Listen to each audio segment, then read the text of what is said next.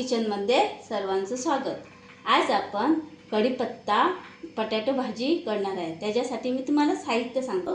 2 चमचा उडीद डाळ, 4 बेडगी मिरची, 1 चमचा मोहरी, 2 चमचा कोथिंबीर, त्याला जास्त कढीपत्ता पाहिजे, आणि आमचूर पावडर, हिंग, हळद आणि चवीपुरतं मीठ।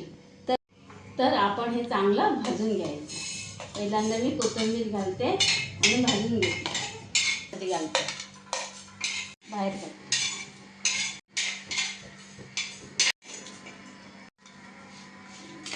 जी राई आहे ना ती फुटते ना, म्हणून पहिल्यांदा सर्व वेगवेगळं फ्राय करायचं। आता मी कढीपत्ता पण फ्राय करते।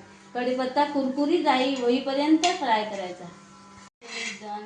आता कढीपत्ता आहे ना तो चांगला भाजून झाला बघा। इकडे त्याचा आवाज पण येतो, कुरकुर करून बघितला आवाज।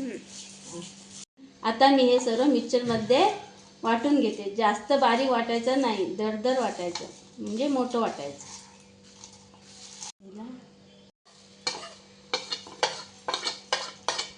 हे वाटलं आहे बघा, इकडे मोठं वाटून काढलेलं। जास्त बारीक नाही वाटायचं, मोठं वाटायचं। फ्राय करून घ्यायचं।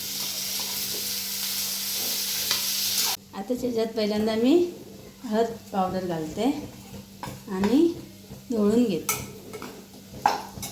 आमचूर पावडर घालते, 1/2 स्पून मी आमचूर पावडर घेतले आणि थोडीशी हिंग घेतली, आणि त्याच्यानंतर मी मीठ घालते। हे मीठ आहे ना ते उपासाचं आहे, हे भाजी उपासाला पण खायला चालते। आणि त्याच्यानंतर आम्ही केलेला मसाला आहे ना, कढीपत्ता मिरची हा केलेला मसाला आहे ना, तो मी 2 चमचे घालते बघा इकडे, आणि चांगला मिक्स करून घेते। आमचूर पावडर नाही तर तुम्ही लिंबाचा रस पण घालू शकता। मसाला लागला आहे, त्याच्यानंतर जरा ओली कोथिंबीर वरून घालते। किती चांगलं दिसतं बघितलं। ही आमची कढीपत्ता बटाटो भाजी झाली।